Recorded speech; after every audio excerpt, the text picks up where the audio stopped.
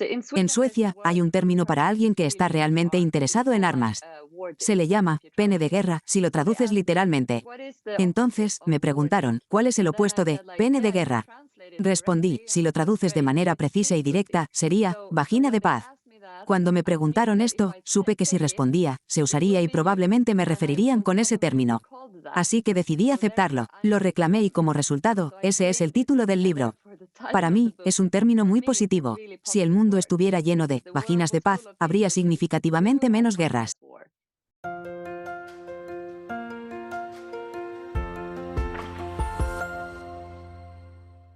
Hola a todos, soy Pascal de Estudios de Neutralidad. Hoy, tengo una conversación con Agnes Hellström, una escritora y activista por la paz sueca. Desde 2016 hasta 2022, se desempeñó como presidenta de la Sociedad Sueca de Paz y Arbitraje. Esta sociedad es la organización de paz más antigua del mundo, establecida en 1883. En su cargo, se opuso firmemente a la idea de enviar armas a Ucrania cuando estalló la guerra el año pasado, manteniendo una postura pacifista firme. Este punto de vista atrajo una cantidad significativa de críticas de los medios suecos. Para procesar estas experiencias y reflexionar sobre el estado actual del movimiento de paz, Agnes escribió un libro. El libro tiene un título provocativo, Fredsfitan, que se traduce como Peace Pussy, en inglés. Actualmente, el libro solo está disponible en sueco. Sin embargo, se puede encontrar un breve resumen escrito por Agnes en nuestro sitio web, neutralitystudies.com. Discutiremos su libro y experiencias en esta conversación. Agnes, muchas gracias por unirte a nosotros en línea. Agnes, está claro que tenías mucho en mente. En el resumen que escribiste para neutralitystudies.com, mencionaste que los meses siguientes a la guerra en Ucrania fueron significativamente peores que antes en 2022. Describiste este periodo como el momento más desafiante de tu vida, tanto a nivel personal como profesional. Estabas tratando de proporcionar una visión más matizada y completa de los problemas de seguridad. Sin embargo, te etiquetaron como traidora que hacía los mandados de Putin, ¿verdad? Tenías un esposo de Ucrania y una familia de refugiados ucranianos se mudó contigo. El caos de la guerra te mantenía despierta por las noches. ¿Podrías ampliar sobre esto? ¿Puedes compartir cómo fue esta experiencia para ti personalmente? Yeah, as you said, it was a really intense period, and I had been the chair of Sí, como mencionaste, fue un periodo muy intenso. Había sido presidente de SPAS, nuestra organización, durante casi 6 años. Se suponía que pasaría mis últimos 5 meses en el trabajo preparando a mi sucesor. Sin embargo, ocurrió la invasión rusa a Ucrania. Nuestra organización siempre ha estado en contra del militarismo y del comercio de armas sueco. Así que, cuando el Parlamento sueco estaba a punto de decidir enviar armas, SPAS se opuso. Sugerimos que Suecia debería desempeñar un papel diferente en la guerra. Queríamos ser una voz fuerte a favor de la diplomacia y prevenir la escalada. A pesar de nuestros esfuerzos, se tomó la decisión. Casi todos en la sociedad, o al menos en el ámbito político, lo apoyaron. Fuimos una de las pocas voces que intentaron agregar matices a la discusión. Recordamos a la gente las leyes internacionales y el potencial de las armas para empeorar la situación. Argumentamos que deberíamos hacer todo lo posible para asegurarnos de que estas armas no empeoren la situación para los ucranianos. Esta postura generó mucha hostilidad. Alrededor de la misma época, hubo una intensa presión sobre Suecia para solicitar la membresía en la OTAN. SPAS también estaba en contra de esto. Al final, fui una de las pocas voces que argumentaron a favor de un enfoque más cauteloso. Destaqué la importancia del análisis y de considerar el impacto potencial de alinearse con países autoritarios como Turquía en Suecia. or also being aligned with these kind of countries, how that would affect Sweden. And as we all see now, Sweden has still not joined NATO because of Erdogan and Turkey. Como podemos ver, Suecia aún no se ha unido a la OTAN debido a la presión de Erdogan y Turquía. Mientras tanto, esta primavera, mi pareja, que nació y creció en Ucrania y se mudó a Suecia a los 12 años, ayudó a una familia a través de un amigo. Esta familia necesitaba ayuda y se mudó a nuestro sótano 10 días después de que comenzara la guerra. Esta situación trajo mucha tristeza y frustración. En mi trabajo, fue desalentador ver que los esfuerzos para prevenir la guerra habían fracasado. Todos entendemos lo desafiante que es detener una guerra y cuántas personas afecta. Toda la familia ucraniana logró llegar a Suecia. Como sabemos, a los hombres entre 18 y 60 años no se les permitía salir de Ucrania. Se les exigía quedarse en el país. Por lo tanto, una parte importante de mi trabajo fue apoyar a aquellos que no querían participar en la guerra. En Suecia, hasta principios de 1900, los hombres que se negaban a unirse al ejército eran encarcelados. Así que, para mí, también se trataba de defender los derechos humanos y abordar problemas que a menudo se pasaban por alto durante este periodo.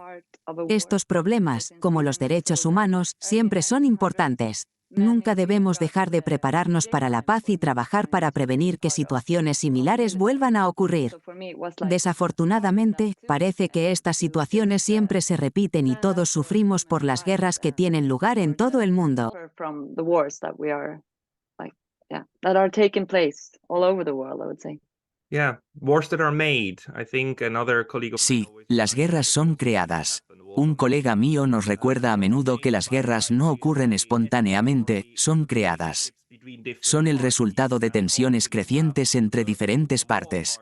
Por lo general, hay grupos que abogan por la guerra y grupos que abogan por la paz dentro de cada estado. La mayoría de las veces, son los defensores de la guerra los que prevalecen. Como alguien que lideraba una organización que tenía alrededor de 125 a 130 años cuando asumiste el cargo, una organización que había sobrevivido tanto a la Primera como a la Segunda Guerra Mundial, y que había mantenido una postura pacifista sólida, creyendo que las armas solo empeoran las situaciones, lo cual siempre hacen. Es fácil mirar atrás 50 años después y entender por qué sucedieron las cosas debido a la espiral creciente de eventos. Sin embargo, durante el calor del momento, las emociones a menudo nublan nuestro juicio.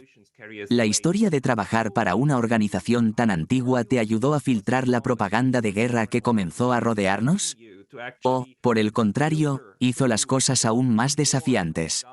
Hubo miembros que argumentaron que necesitábamos involucrarnos, que necesitábamos enviar armas. ¿Cuál fue la respuesta interna dentro de la organización? No, actually, inside the organization, the members were really supportive. No, en realidad, dentro de la organización, los miembros fueron muy solidarios. Había miembros de hace unos 30 años que ya no formaban parte de la organización.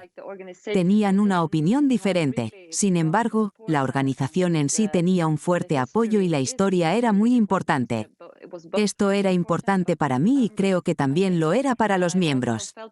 Cuando escribí el libro al respecto, utilicé ejemplos del pasado. Estos ejemplos servían como recordatorios de lo que estaba buscando y los períodos difíciles que habían soportado. Por ejemplo, tuvimos un presidente o presidente en Suecia durante los años 50 y 60. Era un autor como yo y se oponía a la presencia de armas nucleares en suelo sueco. Fue acusado de ser un traidor y de servir a los intereses de los comunistas. A pesar de esto, no se rindió y los planes de traer armas nucleares a Suecia fueron frustrados. Cambiaron de opinión y nunca tuvimos armas nucleares. Utilicé ejemplos como este en mi libro y también en mi vida personal. Él escribió un libro llamado La lucha por la paz, que se publicó en los años 70.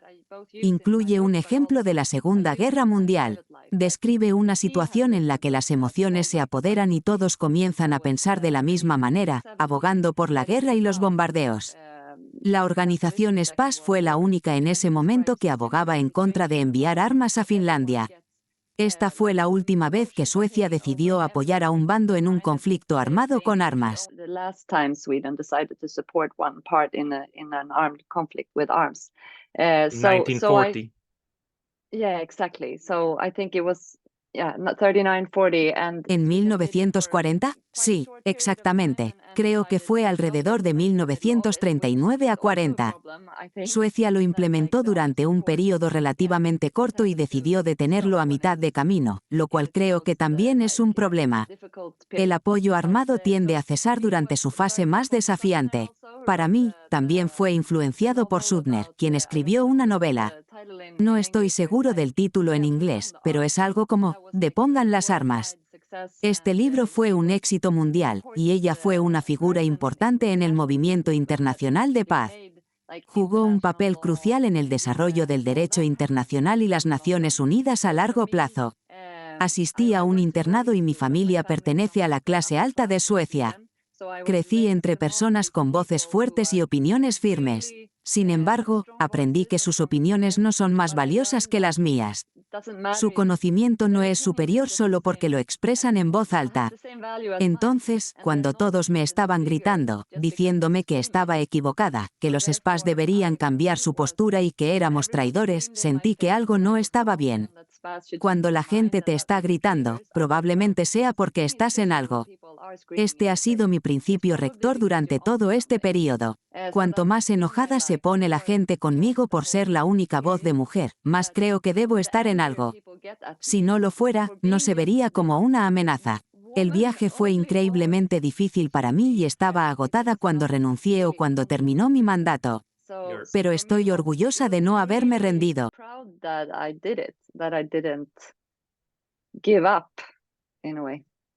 Felicidades por eso, ya que requiere una gran cantidad de valentía. Tienes toda la razón. Cuando la gente insiste en que nos disculpemos por no querer la guerra, nos damos cuenta de que algo está seriamente mal. Es similar a cuando la gente argumenta que tal vez el genocidio es necesario esta vez o que quizás necesitamos usar bombas. Cada vez que estas discusiones ocurren, es crucial volver a nuestros principios, como tú lo hiciste. ¿Alguien realmente te llamó cobarde de la paz? ¿Sucedió eso? ¿Puedes proporcionar el contexto? En realidad, fui entrevistado en un programa de televisión político sueco. Me preguntaron sobre el término opuesto a uno utilizado en Suecia para alguien que está realmente interesado en las armas. El término, cuando se traduce, es pene de guerra. Me preguntaron cuál sería el opuesto a pene de guerra.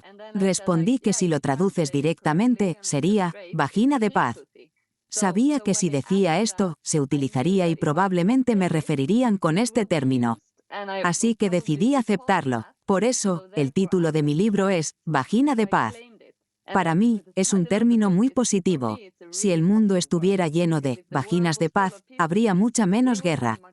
Quería crear una sensación de confusión para el lector.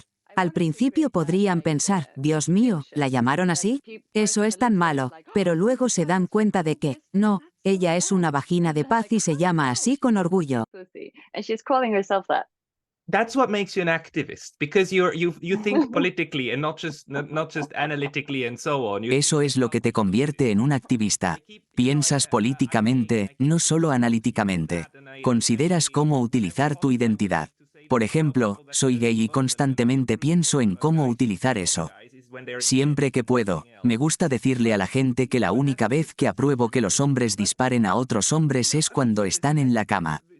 Pero eso podría sonar aún peor. Haces un buen punto. Gran parte de esta retórica todavía proviene de los hombres. Sin embargo, también hemos visto en esta guerra cómo las mujeres pueden desempeñar un papel muy destructivo. Se comportan exactamente como los hombres que describiste. Este ciclo está siendo alimentado aún más por los roles que Ursula von der Leyen y algunos de los neoconservadores en Estados Unidos están desempeñando. Ahora, cambiemos un poco nuestro enfoque. Tu esposo o pareja es de Ucrania. ¿Cómo procesaste lo que estaba sucediendo en su país y entre Rusia y Ucrania? Debes ser consciente de la compleja historia en la que se basa este conflicto. ¿Cuál crees que habría sido el mejor curso de acción? What was your conclusion of what would have been the best thing to do? Well, I think it's a very hard question. I think it's both me and my partner, husband. Esta es una pregunta desafiante. Tanto mi pareja como yo, a quien debería referirme como mi esposo ya que estamos casados, estamos profundamente involucrados en temas de paz y normas de masculinidad. Él fue presidente de una organización sueca que forma parte de Men Engage, una red internacional. En Suecia, antes de que estallara la guerra, la retórica era alarmista, cuestionando constantemente cuándo llegaría la guerra. La forma en que la gente discutía el conflicto era preocupante. Por ejemplo, los intentos de Macron de hablar con Putin fueron ridiculizados. El sentimiento predominante era que ser un hombre de verdad significaba amenazar con violencia, ya que ese era el único lenguaje que Putin entendería. Esta retórica prevalecía no solo en Suecia, sino también entre los países miembros de la OTAN y todo el mundo occidental. En mi opinión, esta es la peor manera de manejar una situación escalada. Solo sirve para humillar a la persona en Rusia, haciéndole sentir que tienen que reaccionar. La mayoría de las personas responderían de manera similar cuando se les empuja de esta manera. Mi libro y mis historias se centran principalmente en lo que sucedió en Suecia y en lo que creo que Suecia podría haber hecho de manera diferente. Creo firmemente que deberíamos haber invertido más en herramientas no militares.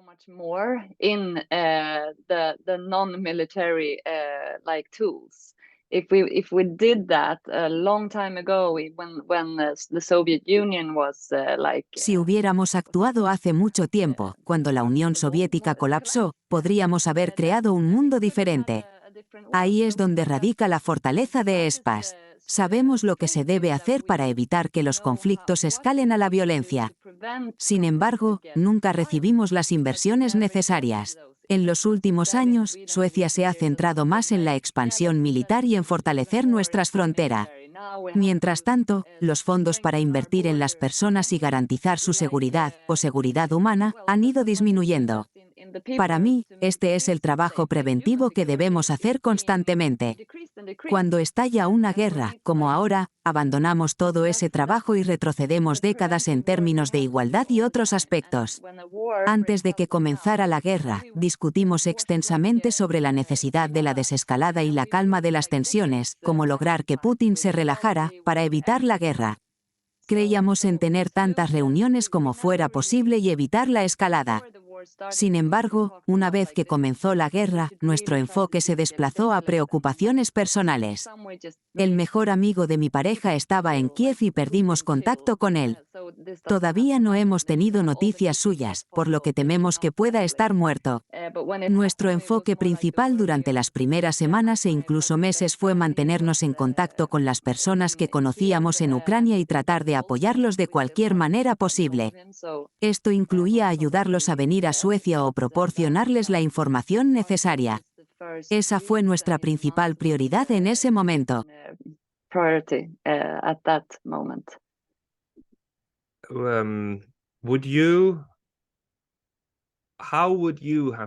¿Cómo hubieras querido que terminara esta situación una vez que comenzó? Sabemos que estalló la guerra, pero era evitable. No había nada inevitable al respecto. La guerra podría haberse evitado a través de las discusiones que mencionaste. Sabemos que los rusos estaban abiertos a estas conversaciones. También sabemos que los rusos querían promover las negociaciones, incluso si tenían que hacerlo con presencia militar. Puede parecer injusto, pero es aceptable. Una vez que comenzó la guerra, ¿cuáles eran tus esperanzas en cuanto a las acciones de la comunidad internacional para detener esta masacre? Ahora, es una situación brutal. Es como la guerra de trincheras de la Primera Guerra Mundial, donde ambos bandos intentan matar a tantos del otro como sea posible. Es absurdo que esto esté sucediendo en 2023. Sin embargo, la guerra era ligeramente diferente cuando comenzó, cuando estabas en la Organización de Paz. ¿Cuál era tu visión de cómo se debía manejar esto? Well, actually, the first night they were talking a lot. En realidad, en la primera noche, discutieron cómo los soldados rusos ni siquiera sabían que iban a la guerra. Pensaban que estaban participando en algún tipo de práctica. Esto me hizo pensar, ¿y si pudiéramos animarlos a negarse a luchar? Esto podría terminar la guerra instantáneamente. En ese momento, no tenía ninguna sugerencia concreta sobre cómo terminar la guerra. Parecía demasiado masivo para proponer algo más allá de intentar detener la violencia. Necesitábamos iniciar un diálogo para detener la violencia. Este fue el primer paso para asegurarnos de que los civiles no resultaran heridos y detener la violencia. Desafortunadamente, esto no sucedió. Pensé en apoyar a todos los que no querían usar armas, en ambos lados, pero especialmente a los rusos. Si pudiéramos convencer a todos los soldados rusos de que se negaran a luchar, de que dijeran que no querían esto y simplemente se fueran, entonces no habría guerra. Sin embargo, en Suecia, la discusión sobre este tema carece de matices. Es muy blanco y negro, lo cual encuentro profundamente conmovedor. a nuanced discussion about this. It's really, really black and white. It's if you even talk about the diplomatic tools and that we have to can never stop Discutir sobre las herramientas diplomáticas y la necesidad de mantener un diálogo con Putin, independientemente de sus tendencias dictatoriales, a menudo conduce a acusaciones de estar de su lado. Esto, desafortunadamente, me ha hecho ser más cauteloso con mis palabras. Ahora siento la necesidad de comprender a fondo un tema antes de discutirlo. Mi experiencia no radica en resolver guerras, aunque desearía poder ofrecer una solución. Desearía poder proponer un curso de acción que conduzca a la paz, la libertad para el pueblo ucraniano y una democracia fuerte. Sin embargo, puedo ver cómo la situación podría empeorar mientras la guerra continúa. Incluso si se logra la paz, ¿qué pasará con la democracia en Ucrania? ¿Y qué hay de las personas que han sido perjudicadas?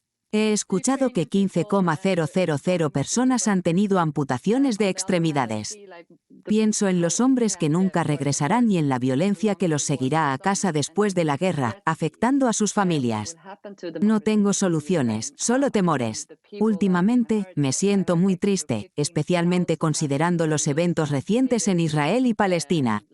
Creo firmemente que la violencia debe cesar. Ya no puedo soportarlo. ¿Cómo podemos permitir que esto continúe? I can't stand this anymore. It's how can we let this happen? Same here, same here. Igual aquí, igual aquí. Quizás una pregunta final para este segmento. ¿Cómo lo manejas? Específicamente, ¿cómo te enfrentas a la situación en Israel-Palestina? Emocionalmente, me resulta difícil ver estas imágenes. También es angustiante saber que este conflicto ha estado ocurriendo durante 75 años y solo empeora.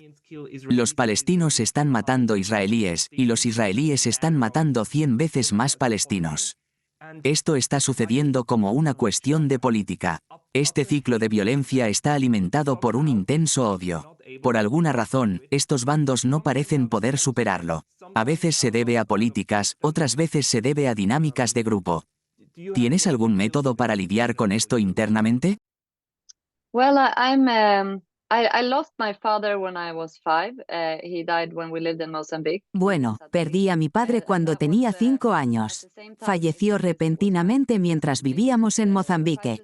Esta fue la mayor crisis y fuente de dolor que he llevado conmigo desde entonces. Sin embargo, también me dio una perspectiva única sobre la esperanza y la felicidad. Mantengo estos sentimientos cerca porque sé que puedo perderlo todo en cualquier momento. Como resultado, me he vuelto muy bueno enfocándome en las pequeñas cosas de la vida que me traen alegría. Por ejemplo, tener un hogar, luchar por las cosas en las que creo, publicar mi libro y poder hablar de ello. No tengo miedo, aunque tal vez debería tenerlo. No lo sé, pero no tengo miedo. Para mí, la paz es un proceso activo, algo que haces todo el tiempo. Se refleja en la vida que llevas y en la forma en que tratas a las personas. Así que trato de crear paz a mi manera. Eso es todo lo que puedo hacer en este momento. Cuando pienso en el panorama general, me he sentido bastante triste en las últimas semanas. Ha estado afectando mi sueño porque parece que los problemas nunca terminan. Tuve esta idea, que comenzó como una broma pero se ha convertido en un concepto serio. La idea es crear un pueblo con reglas estrictas, sin armas, sin violencia. Cualquiera que quiera unirse a este pueblo tendría que aceptar comunicarse de manera no violenta y ayudar a construir una sociedad como queremos. La esperanza es que cada vez más personas quieran unirse y eventualmente pueda convertirse en toda la sociedad. No planeo comenzar este pueblo esta semana, pero es un concepto que siempre está en mi mente. Creo que tengo que vivir de una manera que refleje cómo creo que debería ser el mundo. Esa es mi forma de lidiar con ello. The way I think the world should be. So that's my way to deal with it.